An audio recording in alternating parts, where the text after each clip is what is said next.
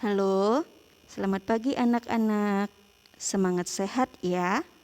Siang ini kita akan belajar tema 1, organ gerak manusia dan hewan. Subtema 1, organ gerak hewan.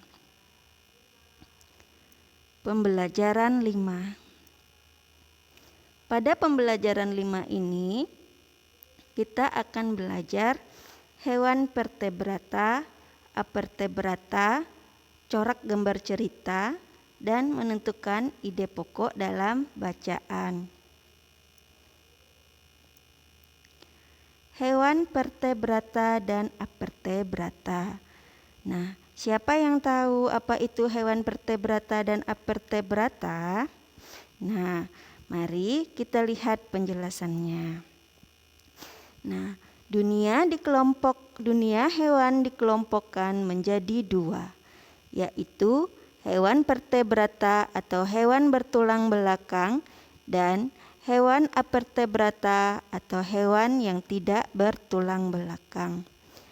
Hewan vertebrata adalah jenis hewan yang memiliki tulang belakang atau tulang punggung. Contohnya yaitu ikan, amfibi, reptil, dan burung. Jenis hewan avertebrata mempunyai ciri-ciri tidak bertulang belakang dan susunan saraf terletak di bagian ventral atau perut, di bagian bawah saluran pencernaan. Contoh hewan avertebrata yaitu serangga, cacing, ubur-ubur, dan cumi-cumi. Nah, coba kalian perhatikan gambar hewan berikut. Di sini ada gambar hewan belalang dan kupu-kupu. Nah, hewan belalang mempunyai kaki dan sayap, begitu juga bukan kupu-kupu, burung ya. Begitu juga burung mempunyai kaki dan sayap. Nah, apa perbedaan belalang dengan burung? Nah, mari kita lihat perbedaan organ geraknya. Nah, kita lihat pada hewan belalang. Belalang memiliki kaki. Nah, fungsi organ gerak pada kaki belalang yaitu kaki depan memiliki fungsi untuk mencengkram dan kaki belakang untuk melompat. Nah, sementara sayapnya, belalang memiliki sayap yang tidak digunakan untuk terbang, melainkan untuk berkomunikasi dengan sesama belalang. Nah, pada burung, kaki digunakan untuk berjalan saat berada di daratan. Sementara saat di udara, burung bergerak menggunakan sayapnya. Nah, perbedaannya yaitu terdapat pada sayapnya. Belalang tidak menggunakan sayapnya untuk terbang, melainkan untuk berkomunikasi dengan sesama belalang. Sementara pada burung, itu sayapnya digunakan untuk terbang. Nah, itu perbedaannya ya. Nah, belalang itu merupakan hewan apa? Nah, belalang merupakan hewan avertebrata karena belalang tidak memiliki tulang belakang. Nah, untuk burung merupakan hewan vertebrata karena burung memiliki tulang belakang. Nah, itu untuk penjelasan untuk hewan avertebrata dan vertebrata.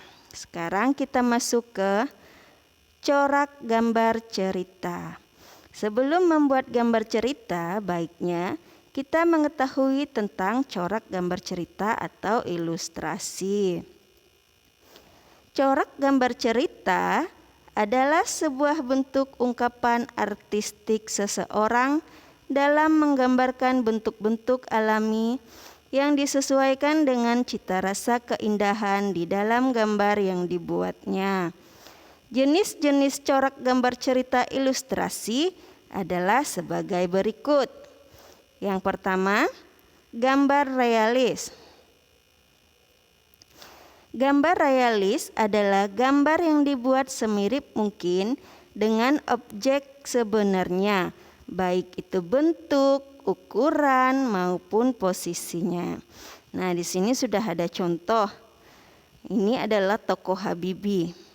Nah, tokoh Habibie ini merupakan contoh dari gambar realis karena ini dibuat berdasarkan bentuk, ukuran maupun posisinya.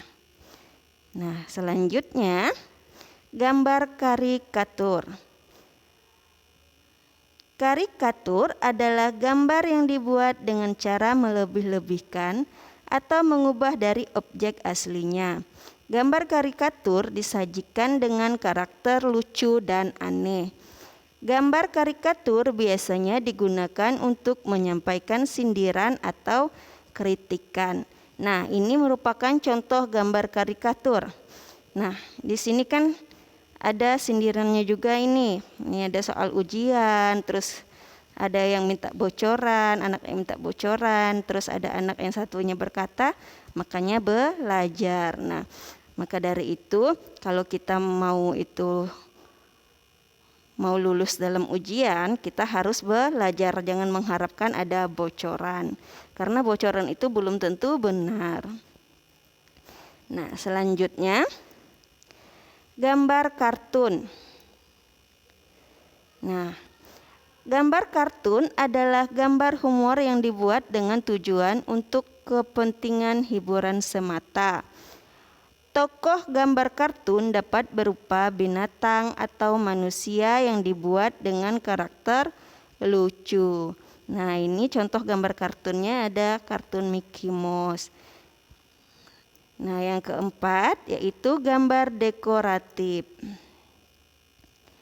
Gambar dekoratif adalah gambar yang dibuat dengan cara mengubah objek aslinya, namun tanpa menghilangkan ciri khasnya. Nah, ini kan gambar daunnya juga diubah, burung hantu ini juga ada motif-motifnya, tetapi ciri khasnya tetap seperti burung hantu. Nah, itu yang dimaksud dengan gambar dekoratif.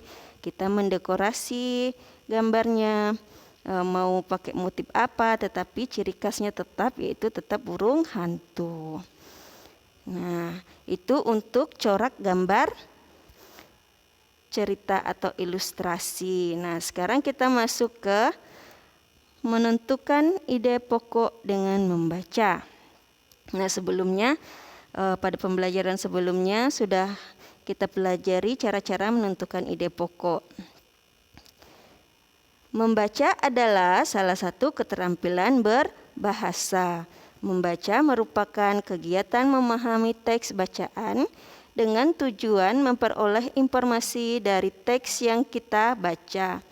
Pada saat membaca, biasanya dalam teks yang kita baca terkandung makna yang tersirat atau makna yang tersembunyi dan makna yang tersurat atau makna yang tertulis.